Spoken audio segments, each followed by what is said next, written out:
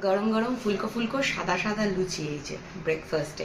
তো সবার প্রথম থালাটা বানিয়ে নিয়েছি বড়মশাইয়ের জন্য, ময়দা মেখে লেচি কেটে বেলেও দিয়েছে বেশ কয়েকটা। তো বললাম তুমি আগে খাও, তারপরে আমি খাচ্ছি।